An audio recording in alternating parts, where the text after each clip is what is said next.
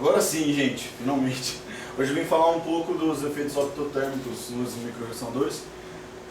Hoje, em especial, eu não vou ficar falando muito das deduções, dos modelos e tal que eu acabei criando, né? Eu vou mais pegar os modelos que já estão prontos e mostrar algumas coisas que deu para fazer com esse modelo e comparar a simulação com a medição feita no laboratório. Bem, basicamente, né, os microressonadores do tipo WGM, eles vêm de uma ideia que é antiga, né, que na verdade seria das galerias sussurrantes da Catedral de São Paulo. É um efeito acústico, mas daí com o tempo viram que daria para reproduzir esse efeito de forma óptica, né? Bem, dá para explicar ele por eletromagnetismo e pela mecânica quântica, mas eu já consegui mostrar que pela mecânica quântica, pelo menos para o que eu estou analisando, não vai agregar tanto assim para a gente, tanto quanto pelo eletromagnetismo. Bem, as aplicações dos microressonadores elas são diversas, né? A gente tem filtro de módulos, algumas aplicações médicas como sensoriamento e tal, e principalmente para computação ótica, né? E para sensores, tipo sensor de umidade, sensor de gases e tal. A análise por meio do eletromagnetismo, geralmente o pessoal usa geometrias que têm alguma simetria radial, né? Ou algum outro tipo de simetria que a gente chama de simetria trivial, né? E as soluções mais convenientes para o meu estudo foram as em anéis e cilindros, mas também tem toroide e esfera, né? Aí tem meios dielétricos lineares e não lineares, e algumas das considerações acabaram caindo nos modelos que eu fiz. Bem, quando a gente acopla a luz dentro do microressonador, a intensidade lá dentro, devido ao fator Q, né, devido ao fator que ele ganha, como se ele multiplicasse a potência do laser lá dentro, faz com que a intensidade lá dentro seja muito grande. Em alguns casos a gente chega a conseguir ver efeito Kerr, né, mas geralmente o que acontece é um pequeno aquecimento devido a essa intensidade confinada lá dentro. E quando ele aquece, ele acaba variando na região que está acoplada à luz, ele acaba variando o índice de refração, não só devido a efeitos não lineares, né, que às vezes inclusive eles são fracos comparados a essa variação devido à temperatura, mas também acaba variando devido à própria temperatura mesmo, né, ali da região do volume modal. E com isso também ele esquenta o próprio microressonador, que também dilata, então também já é mais um efeito, né, devido à variação da temperatura. Para o modelo básico, isso daqui eu segui já um modelo que já existia antes, né, em 2012 que fizeram ele, que é um modelo estacionário. A gente considera que a intensidade da luz ela acopla uma intensidade lá, né, daí modelando você chega nessa intensidade. Geralmente ela é aí um pouquinho menor que 70% para baixo, 70% para baixo do que você colocou de intensidade no laser, né? Aí tem o fator de eficiência. Com isso você chega num modelo de fluxo de calor lá dentro, né? Que seria o tanto que o microressonador está doando, mais isso aqui que tem a ver com o desvio lorentziano da cavidade, quando a gente está pensando em algo próximo da ressonância, tá?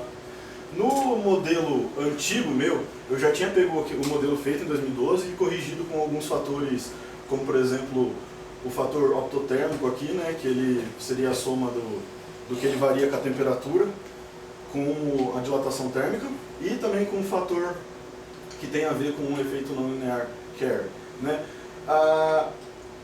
Disso aqui também teve algumas conclusões que geralmente não são citadas na bibliografia, né, de que se A for negativo a gente consegue, por exemplo, um blue shift e coisas assim, né? No modelo novo eu comecei a tratar algumas coisas que tinham a ver com a aproximação disso aqui, porque em algumas condições específicas a função explodir não tinha como resolver, né? Aí eu considerei pequenas variações mesmo, como se fosse como se fosse diferencial mesmo. E daí com isso eu cheguei numa nova fórmula, né? Depois eu ainda brinquei um pouco com isso daqui. Olha lá, agora de vez em ter um A somando, a gente tem um fator exponencial nesse A, né? Na minha tese eu expliquei certinho por que a gente pode considerar tudo constante com A e tal. Eu fiz até algumas simulações. Mas, enfim, considerando constante o A, a gente chega nessa fórmula. E também a gente consegue chegar nessa conclusão aqui, né, que é um limite para a temperatura. Isso daqui é legal, porque dá para demonstrar de uma forma até que não é tão difícil assim de demonstrar. e a gente chega num limite para a temperatura estar entre aquilo e o outro. Aqui essa potência externa é porque inicialmente eu considerava só acoplar a luz e ir lá tentar medir, certo? Só que, consultando um pouco da biografia, para conseguir medir ali a dinâmica de verdade mesmo, os caras eles faziam ali um que próximo de 10 a sexta para cima, né? Tem até alguns artigos que os caras fazem 10 a nona com silício, um negócio bem absurdo. Porém, com o Gabriel eu notei que talvez poderia me ajudar a montagem do que ele fez, que ele colocava uma potência externa, de forma que doava calor para o sistema, certo? Eu até vou explicar os métodos que foram feitos. Com essa potência externa, aí surge aqui a potência externa, né? Antes era só maior ou igual a zero, agora é maior ou igual a potência externa por K. E a gente tem um limite para essa temperatura que tem a ver com a soma das potências que estão... como se elas estivessem colocando calor lá dentro do sistema, tá? Então tem um limite para a temperatura. Esse limite é o limite em que o sistema ele consegue manter o equilíbrio, tá, gente? Poderia estar mais do que isso? Poderia estar mais que isso aí, mas se você está com uma temperatura maior que essa lá no sistema, aí vai sair do equilíbrio e provavelmente você vai perder o microresonador, tá? Isso daqui é uma curva do desvio da cavidade, né, em relação ao comprimento de onda de ressonância da cavidade antes de a gente acoplar a luz. E aqui, né, no eixo X a gente tem o desvio em relação ao comprimento de onda do laser, tá? No caso aqui, a gente tenta fazer a análise do espectro e pega um comprimento que esteja bem próximo ali do pico da lorentziana do espectro, para realmente estar ou na ressonância ou próximo da ressonância, tá? Bem, essa curva aqui, ela diz que ela tem tipo uma degeneração, né, porque ela tem dois valores para a mesma coisa. Inclusive até discuti isso no seminário passado, que pode ser que tenha 3 temperaturas em que ele fique em equilíbrio, coisa do tipo. Basicamente é assim, então. Aqui a gente vê como funciona, né? A gente entende como que funciona essa dinâmica, porque basicamente chega o laser ali, que ele está próximo da ressonância. Como está próximo da ressonância, explode a intensidade lá dentro. Aí ele vai esquentar. Primeiramente, os efeitos da variação do índice de refração eles são mais rápidos. Então, primeiramente, ele começa a variar a intensidade, ele começa a variar a transmissão, né, o que tá lá dentro e o que ele está transmitindo pela fibra, devido ao índice de refração. E depois, né, como ele continua esquentando bastante ali, ele começa a ter dilatação do microressonador, certo? Mas basicamente é assim, ele esquenta, né, aí a cavidade ela está ou próxima da ressonância, ou ela está na ressonância, né? Como ele esquenta, ele acaba andando, né? Aí ele, se for por exemplo um componente, vai depender do coeficiente A, mas se for por exemplo um polímero, geralmente ele vai fazer um blue shift primeiro, né? Se for silício, geralmente ele faz o red shift. Aí ele vai fugir dessa ressonância. O que importa é isso. Ele no início ele vai esquentar, ele vai fugir da ressonância, e daí é como se a ressonância ficasse perseguindo ele no espectro. Por quê? Porque quando ele foge da ressonância, a intensidade lá dentro cai. Quando a intensidade lá dentro cai, ele vai esfriar um pouquinho, e daí ele vai voltar para a ressonância. Então ele fica meio que nesse ciclo fugindo da ressonância, e de vez ele parar, né, como a troca de calor ela é constante, mesmo quando a gente está próximo do equilíbrio, a gente acaba criando essa dinâmica, tá? Bem, basicamente, né, aqui eu já falei um pouco que seria como que ele oscila em torno do equilíbrio. A gente tem, né, as duas coisas principais que estão variando ali dentro, principalmente quando a gente fala de polímero orgânico, seria o índice de refração e o tamanho do microressonador. Quando a gente fala do microressonador de silício, tem alguns outros que eles falam de alguns outros efeitos, de transições eletrônicas lá dentro e portadores livres, enfim, mas é um pouco mais complicado, mas tudo está dentro do modelo, tá? Então, basicamente, a gente vai ter uma variação de índice com um período, né? Só que geralmente ela vai ter um período um pouco menor, um pouco assim, bem menor, do que o período da variação de dimensão, e com isso a gente tem, né, duas frequências de oscilação e ele fica oscilando em torno daquele ponto de ressonância. Eu já cheguei a falar disso aqui um pouco, isso aqui são, né, algumas das milhões de equações que tem para a dinâmica. Aqui fala um pouco sobre a variação quando a gente tem dois materiais, né? Aqui a variação da temperatura conforme a emissão de temperatura do material e o campo que está confinado lá dentro, as relações de campo. Isso daqui é um pouco mais complicado, né? Quão complicado? Isso daqui é um sistema de equações diferenciais não lineares, né? Nem sempre tem solução computacional. Porém, eu achei recentemente alguns artigos, assim, recentemente mesmo, assim, né? Os artigos eles são de 2022, 2021, né? Então, que eles conseguem algumas aproximações, eles explicam essas aproximações, e daí eles conseguem uma metodologia que resolve, né? E o legal de tudo, assim, que com as análises de ciclo limite que eu fiz para conseguir brincar um pouco com essas equações e demonstrar as coisas que eu tinha chego pelo modelo estacionário, eu consegui ver que as conclusões, usando as aproximações dos caras lá, são as mesmas, tá? Então, é coerente utilizar elas. Bem, então com isso a gente pega essas equações aqui, a gente consegue fazer uma passagem bem assim, tranquila.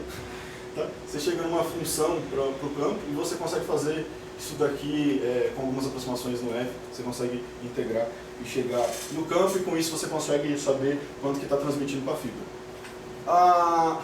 Bem, o foco mesmo hoje, né, não é falar de todas as deduções, porque eu poderia ficar falando horas, seria mais mesmo falar das confirmações e de algumas previsões, né, que seriam legais de confirmar. Bem, aqui é V de variação, tá? Porque eu tenho vários deltas nos meus modelos e daí eu resolvi, para deixar claro que essa é a variação que eu quero estudar, de vez por delta eu pus V, tá? Então a variação do lambda do comprimento de onda, ela vai ser proporcional a isso daqui, tá? E vai ser, na verdade, exponencial, né? A maioria dos artigos vocês veem quando eles fazem aquecimento e eles vão ver como que desloca o espectro. Na verdade, a gente vê uma reta, né?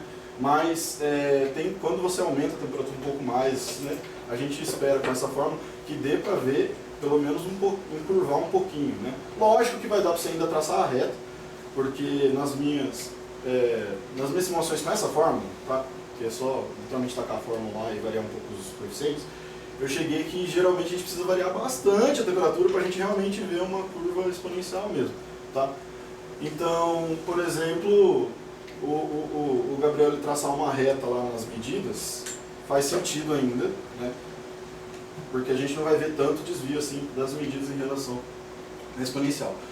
A montagem, ela tem a ver aqui, que eu peguei da coisa da Natália, porque eu ainda não tinha melhorado a foto do experimento, né? Ela é basicamente o micro-ressonador.